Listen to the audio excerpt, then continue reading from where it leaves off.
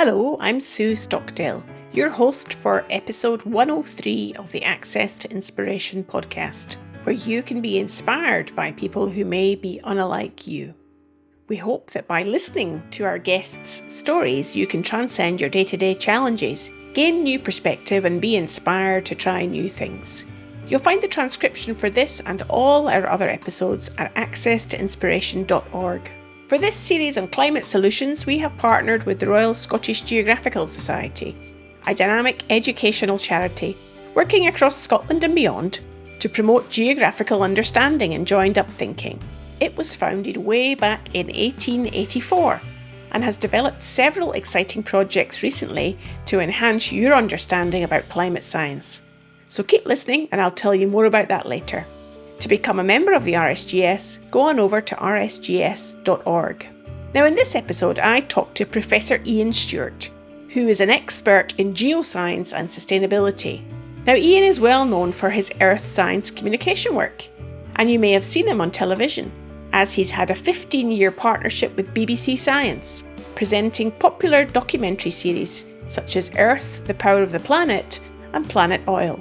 Iain is currently El Hassan bin Talal Research Chair in Sustainability at the Royal Scientific Society in Jordan, and also Professor of Geoscience Communication at the University of Plymouth in England. Iain talked to me about one of his current projects in Jordan, where a wetland has dried up due to climate change, and how this project is causing him to change the way he communicates in order to build trust and engage the communities that live there and are impacted. I hope you'll enjoy it. Welcome to the podcast, Iain. It's fantastic to speak to you today. Thanks very much, Sue. It's a pleasure to be here. Now, I know, Iain, that you know all things about geoscience and sustainability, and I was thinking about how to start off this conversation, and I was reading that you had abseiled into a live volcano in the past. And I thought maybe this conversation is a bit like that we're abseiling into the live volcano of Iain Stewart's brain to find out what's in there and what can help us understand all about climate solutions. One of the things you have to learn about television pretty quickly is you abseil into everywhere, even if there's steps going there, because it's much more dynamic and much more dramatic. So there's probably a spiral staircase into my brain. Well, whether we were stepping down the stairs or diving in with abseiling, what is in there just now? What's top of mind? What's keeping you awake at night? Keeping me awake at night. So I'm in Jordan. I'm based in Jordan now, in Amman. And we've got a big project in northeastern Jordan, a place called Azraq, a big wetland that's now dried to basically a puddle. And then there's a big fear of climate change and there's communities living around it. And yesterday, the day before, but particularly yesterday, there's huge flooding. You know, it's the classic things in the desert of not enough rain. And suddenly when the rain comes, it just dumps it down. And so as one of the locals said there, it was raining cats and dogs, he said. So I've been out there literally trying to get this project going off the ground in the eastern desert. And not an environment that I know very well, both geographically and in terms of desert landscapes are not necessarily my thing. But I'm in Jordan. Water scarcity is the number one problem here in Jordan. And I think you can't really be a geoscientist working on sustainability out here and not have a project on that. So yeah, projects on sustainability and climate change and disaster risk are top of my bill at the moment. And that is obviously very topical, given that our podcast series is on climate solutions. So given that you are seeing things firsthand about the effects of climate change, what do you think are the solutions that our listeners should be having top of mind, regardless of where they are in the world? I think when we turn to solutions, I suppose a few years ago, and sometimes these days, you tend to move to technical solutions, particularly in terms of the mitigation, the climate mitigation area, stopping those emissions getting up. And so there are areas that I'm interested in terms of energy there. And from a geological perspective, the ins and outs of carbon capture, or more importantly, carbon storage permanently away from the surface in the deep geological environment. But actually, what I'm doing more in my work now is on community-based work, actually. So trying to go to the front line. So frontline communities that are dealing with climate change and how you get the science to them, but actually, more importantly, how you can learn from them about their experiences, their memories. And so a lot of my work now is like community-based communication. So very much different from what I guess I'm known for. But it seems to me that one of the solutions is empowering communities to be able to make their own adaptation. So on a general scientific note, the global climate models are very robust now, and we know pretty well what we think is going to happen from a physical, atmospheric, kind of climate, oceans point of view. The regional ones are okay, but when you start to extrapolate those into the local, they just fizzle out because the errors are too great. So you need a different approach. So we're part of a group really that's trying to look at what we call climate storylines. So how do you take the potential scenarios for climate and embed them in community narratives and really get the community to understand where their strengths lie in terms of addressing climate change. So it's a different kind of communication problem from the one that I've been wrestling with really for the last 20 years. But that's the reason I'm doing it. It's fun. It's really important, I think. Well, there's going to be so much to talk to you about, Iain. And I guess where my head is going from what you've said there is it seems to me there's a little bit of a connection between the previous models of aid into the developing world, where rather than what was previously done many years ago was go in and try and change their situation. Now it's very much about working with local people to help them to take responsibility and ownership for change because they know best what needs to happen in their environment. Is that what I'm hearing you saying here around climate as well? Yeah, and also because, we live in a complex, wicked, multifaceted world of environmental change. So the example in Jordan is a classic example of that. There's water security concerns in the sense of most of the water comes from the subsurface and it gets pulled up by wells. It gets used for agriculture, so food, generating food, and also for drinking water for some of the big urban centres. But we've also, the area I'm working in is about 40 kilometres from the Syrian border, so there's a huge influx of refugees. So there's climate change and security. Just up the road is Iraq, across the other side is Saudi Arabia. So what you end up getting is a complex socio-ecological web of interconnections and interdependencies. So the only way you can approach that from a science point of view is that reductionist things where you simplify. As soon as you simplify things, it's too simple. So you can tackle one little bit of the problem in an academic sense, but the reality is that the problem persists in a real sense. So there really only is one way, and that is to embed yourself into these communities and to try and understand them. And the area we're working, the Azraq Oasis, for example, is interesting because it's not just one community. There are three very proximal communities. There is a Druze community that lives in north of Azraq in the wetland. There's a Shishan or a Chechen community in the south. And then there's a Bedouin that comes and goes. And then you've got the kind of Jordanians that maybe come from the city and open up farms. So you've got this environmental degradation, the loss of this great wetland, that actually gets seen through the lens of 4 or 5 multiple different communities, each of which have got their own take on it. And then you've got the uncertainty of climate change, the uncertainties of the geopolitical situation with the refugees. It's a mess. But it's symptomatic of the complex problem. So this is, for example, is an environmental problem entirely within the borders of Jordan. And yet we've also got transboundary problems. Jordan on the other side shares water with Syria in the north and obviously with Palestine and Israel. So these are really loaded, very, very complicated. So if you can't even solve a problem like Azraq that's entirely within a country, it's even harder to take those things and solve it elsewhere. And a lot of our big climate issues, particularly related to water, are transboundary river systems that move through multiple countries with dams and so demands on water for drinking water, for energy, etc. So I think that trying to pull apart some of these complicated problems by being up close and personal to them is really important. So given that you are doing that, what do you think is most important that you're bringing to the conversation? Is it your geoscience skills or is it your communication skills? Oh, it's definitely more the communication skills than the geoscience. The geoscience is there, but it's kind of worn lightly, really, because one, they know what's going on. Environmentally, they're quite savvy. They don't know the words for it, so they don't know the geoscience terminology and things, but they kind of know what's going on. I think the communication from a slightly perverse way. So most of the communication that was doing, I call make and sell communication. And it's very much an academic thing. So we make science and we sell it to the public. We create a science article or a science report or whatever conference proceedings.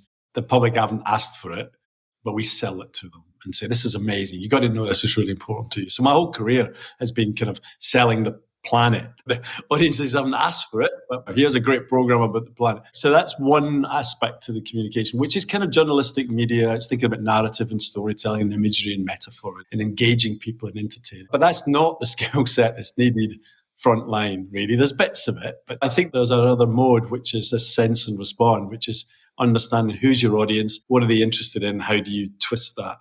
So there's definitely an element right now of me trying to understand who these communities are. And obviously I'm working with colleagues that are Jordanian and from that region and things like that. It's not me from East Kilbride wandering into a Bedouin community and telling them what to do. But then there is another space beyond the sense and respond communication, which is guide and co-create. And the guide bit is quite important. That's about showing a sense of purpose and leadership about where we think things are going. But the co-create bit, as it suggests, is saying, hey, we can't go on this journey alone. We have to do this with you. So it's about trust and empathy and bringing people on board. So what you end up with is the skill set that you need at the community level for all of that. It's a completely different skill set to the make and sell skill set that I would kind of evolved into. And indeed, we're training scientists in. So we're constantly training young scientists and PhD students in how to communicate. But it is in that media journalism, how to sell a story type communications. And what I'm really learning is that skill set that I honed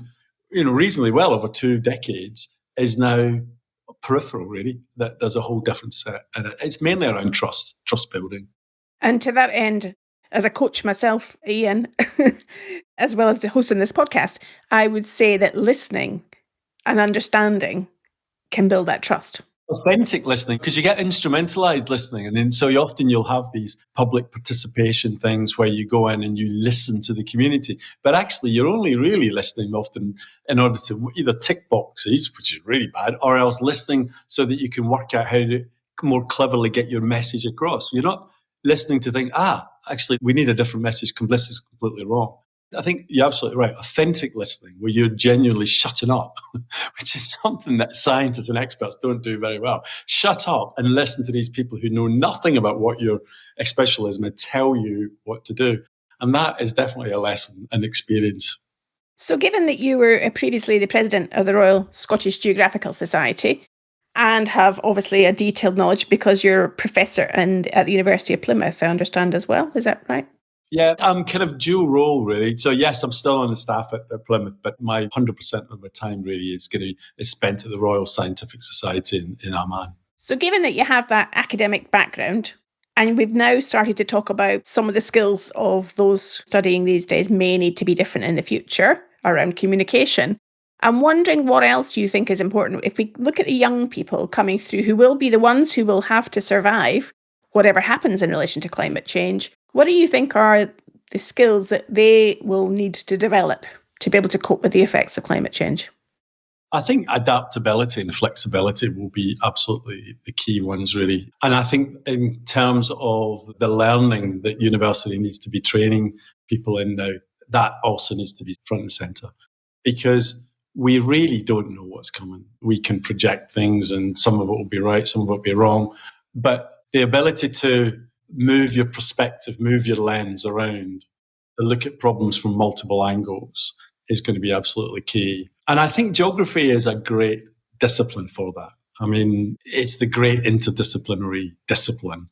And in that sense, it gets some flack for that. So people kind of think about it as a very soft discipline or easy discipline because it's got a bit of physics and a bit of science in it, but it's also got social science, it's got humanities, it's got arts. But I think that's its huge strength, because that's the kind of breadth that we're going to, in kind of option space that we're going to need. We're going to need people who are not afraid of the numbers and the science and getting into that all stuff, but actually then can walk in and start to have a conversation with communities about what they understand. We're going to have a real understanding of power relations and governance and the kind of system, if you like, but also about the sensitivities, thresholds and rhythms of the natural system. And so I think that the one difficulty I think we have with geography is that although geography should be all of that, it tends to end up channeling people down either a physical geography route or a human geography route, and that advantage gets diluted because it gets split up. But I think geography as a whole is a great way to do that because it has that flexibility, it has that adaptability.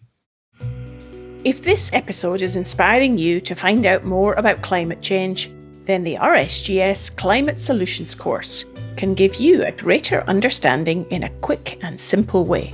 It's been developed by leaders and experts in climate change from the Royal Scottish Geographical Society, the University of Strathclyde Business School and the Edinburgh Climate Change Institute. And it's endorsed by the Institute of Directors. In just 2 hours, you can learn about practical solutions that you can implement immediately to help tackle climate change, direct from world-leading experts.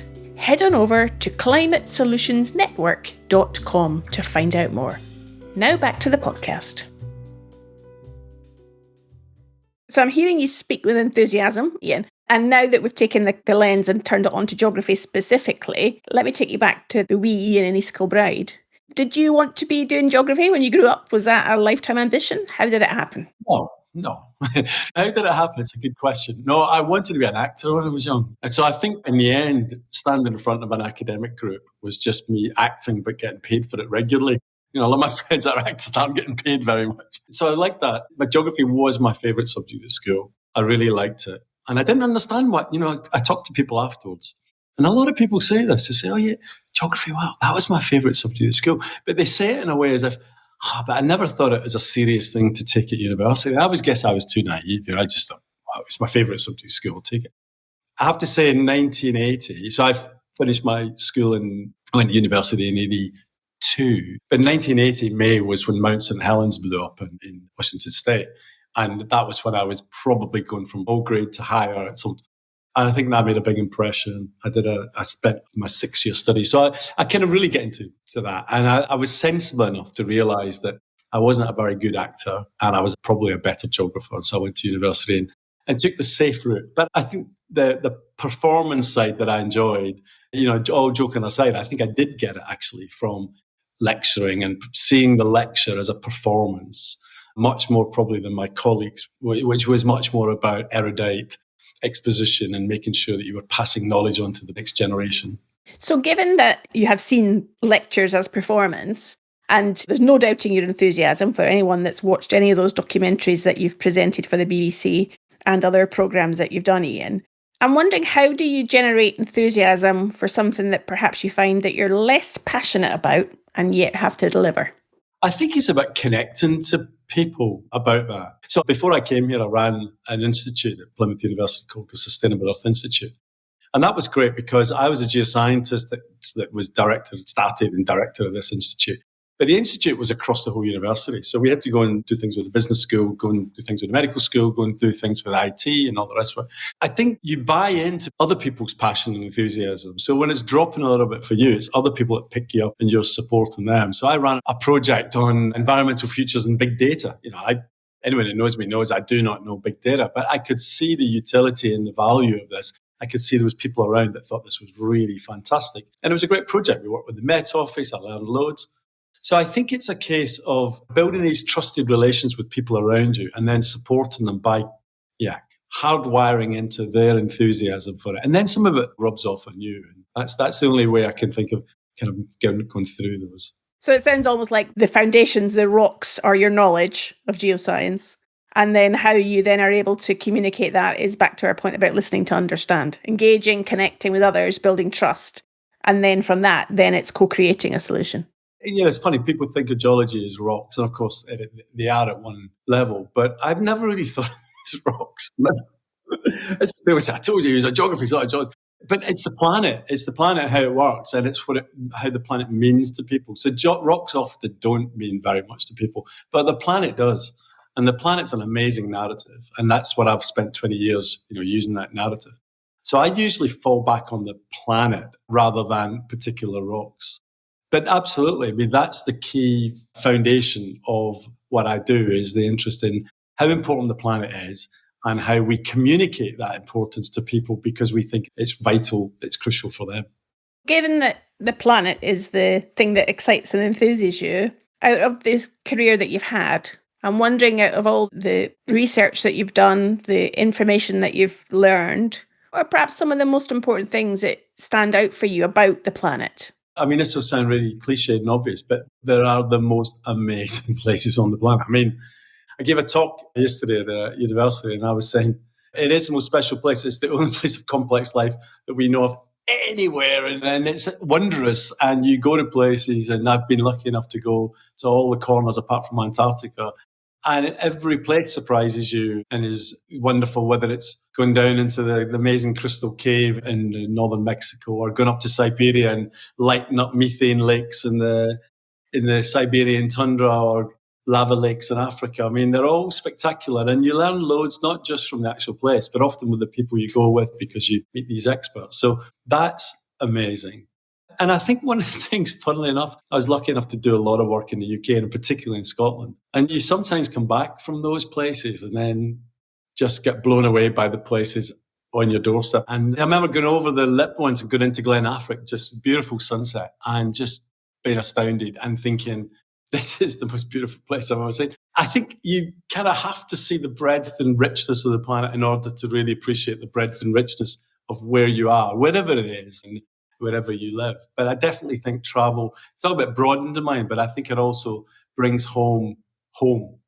I'm really interested in what you're saying there, given that some people would argue from a sustainability perspective that we should effectively stop travelling. What do you say to that?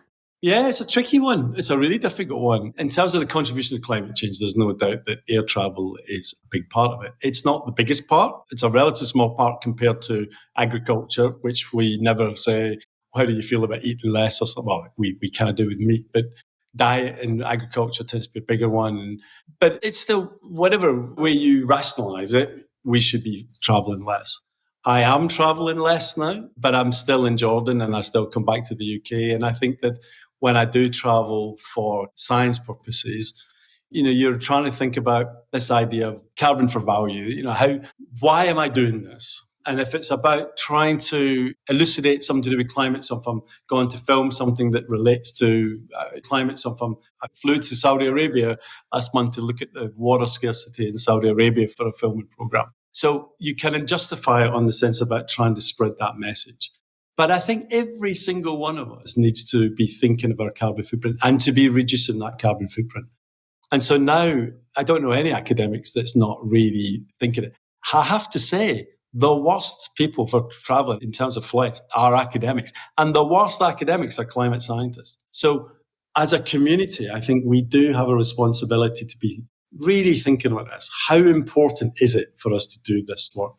And so it's an ethical, moral dilemma that we all are kind of really struggling with at the moment.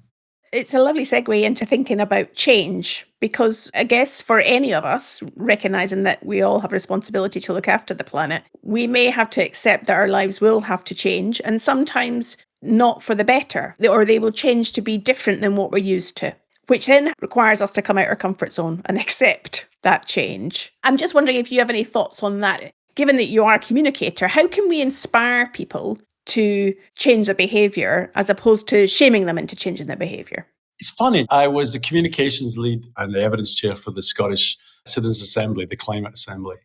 And that was a great experience, 6 months of being involved with a mini Scotland, 100 people that were drawn kind of demographically to be very diverse and different views, some against climate change, some very for, most, vast majority in the middle, just kind of confused, And it was really interesting, some of the discussions, because one of the interesting ones were when we were going on to things like recycling and renewing and things like that, you would have these groups where there were young people talking about the importance of this. And some of the older people were saying, oh, that's the way we used to be. There was a great conversation once where they talked about radio rentals. And they were telling this 18-year-old how they used to rent their television. Because there was this thing about tool libraries, that we should set up tool libraries, just like a book library. Because you don't want to have an expensive drill. So you buy a cheap one, you buy a cheap drill and it breaks and you throw it away and you buy another one. But go into a tool library, spend a £5 and borrowing it and then take it back. And people would say, no, that's the way we used to do that. We used to do all like white goods, we would rent them and televisions. So it made me realize that over the course of a generation or 2 generations, we have gone that. So I can't help but think that that's reconcilable. We've not drifted too far. We can't go back to that. So I think a lot of what we're talking about living a simpler life, the idea of having a lot of what you need within 20 minutes or 15 minutes, 20 minutes of where you live, the local neighbourhoods, a lot of this is kind of common sense. It will have an economic bite for some people, and the people who will complain are the ones whose lives are now benefiting from the way that the world is kind of set up. But I think particularly in UK and particularly in Scotland, I think where there's a very social context to development and to climate change, I think that the idea of social equity, social justice is really an important one. And I do think that we obviously in the West have benefited. Scotland's a country that benefited a lot from both industrialisation and from oil and all the rest of it. I do buy into that idea that we have a moral requirement in order to put our house in gear before we demand it of the rest of the world. Because people kind of say, oh, what about China? And think, well, yeah, exactly. But we need to show leadership here. We need to show the motivation, the sense of purpose to be doing this. And I think in a way, like Scotland's one of these countries, there's 6 now, I think, the countries that have put well-being at the centre of what they want to do. Not just GDP that measures the progress of a country, but economic well-being as part of a broader social well-being. And I definitely think that that is something that will encourage people to see that it's not just about wealth creation and profit maximization. It's about having a good life, and that we can have a good life in different ways. And part of that is living in some ways a simpler life. It will be very hard, and there's large pressures that will be up against that. But I think that we can do it. I'm very optimistic that we can do that. It's good to know. I'm pleased that you're in a position of having the knowledge to be able to bring that optimism to the story here. For those that haven't got such a depth of knowledge and understanding as you have, Iain, on the whole climate reality and the facts and data that you have access to, I'm wondering if there are any sort of key bits of information that you think are important for people to know about, just to hold in their mind. The thing is, there's a lot of climate facts out there, and what we know is that humans are absolutely changing the planet's climate and pushing the planetary climate system to a place that humanity hasn't really experienced before. And we can see places where there's potential system breakdown on the planet. But there's huge error bars in that from a science point of view. So we may have overjudged things and underjudged things. So there's some error there. But the reality is that the implications of what kind of future comes are not really from those, but they're from the socioeconomic, they're societal, they're human. So that means that we're in control of it. It's a good thing, because if it was just the planet was changing, there's not much we can do with the planet changing. But it's us that's the driving force of all of this. So that means we can change. So I think this puts it back into the power of the individual, the community, the organisation, and society as a whole, as we make those changes. So I think that there's lots of climate facts that we can talk about. But, I think that there's definitely a sense of we're moving to a renewable future. That's across the board. I don't know anyone. Talked to a lot of people, even in the energy companies, oil and gas companies, that, they might argue about how long we're going to need fossil fuels for, but there's no doubt that down the road, that's where we're going. I think there are some unpalatable truths that we need to tackle. And one of them, the low carbon green energy economy, is going to need more stuff. And that stuff is going to have to come from somewhere. And the place it's going to come from is the ground. And therefore, a future with less carbon in it is a future that's going to have a lot more mining in it. That's something that's very distasteful for the public who wants to do it all by kind of recycling things. So there are difficulties. But I think the trajectory is unstoppable now in terms of where we're going. And I think that the idea also with this well-being economy is that I think we don't need to overthrow capitalism to do it. I think what we can see ways are, people clever than me in terms of ecological economists can see ways that we can use capitalism with a twist, with a well-being twist, to actually reset the system. And as I say, countries like Wales and Scotland and Finland and Iceland and Canada and New Zealand are starting to do that. So I get a feeling that all the bits are in place, that absolutely we need the political will, and the political will only come by the people on the street will. So there is a big selling job still to be done on that. But that's why I'm hopeful, because it's in the hands of people. As we just round off our conversation then, and given that you are somebody who does like to study the world and the planet, I'm wondering, what do you have as future ambition for yourself? If you were to be thinking about your next adventure, what are the places that you still want to discover or that you would like to learn about? Well, I'm fascinating. I'm really getting into the Middle East, actually. Strangely, and I've been here for 2 years now. This part of the world, I think, is a pivotal part of the world in the way that it's going. We've got Jordan as part of this set of difficult countries, Syria, Lebanon, Palestine, all sorts of listeners will think about all the problems we associate there. But then you've got the Gulf states, these really super rich gas-fueled states. And then you've got Saudi Arabia with that political regime that's very problematic. But has been hugely transformative in what it's trying to do with these massive environmental, ecological ambitions. So it's been a quiet place for a long time in the sense of environment's not really been doing very much apart from pumping carbon into the atmosphere. But I get the feeling that this is quite an exciting frontier. So I'd like to stay for a couple more years there. And then I think the UK and Scotland is still a really important part of things. I think there's still things that I could do back there. So I'm interested in that. But at the moment, I don't really have that much of a long-term view. I've been lots of places. I don't feel the need to go traveling to the corners of the world. But I think it's that business of trying to root myself more in a community where I can be useful. That's what I'm learning here, is the importance of that intimacy with the community about being changed rather than darting in and darting out, which is what I've spent most of my life doing. So maybe settling down in a place where I can make a difference would be the useful one. So it seems like we go from the big scale, and to make a big impact at a big scale is going to the small scale and doing it over time. Yeah, I live in Plymouth, and just up the road is Schumacher College. And Ernst Schumacher is the great ecological economist, but they wrote the book Small is Beautiful, Economics as if People Mattered. And that was exactly what he said in 1973, is we've got this colossal machine that's going as a planet. What we need to do is get small, get connected again, and live at the scale that we need. And so I think that's maybe it's taken me all the time to come across to a place like Jordan to really understand that. And so I think once I've got that understanding, who knows what the next vista will be. Brilliant.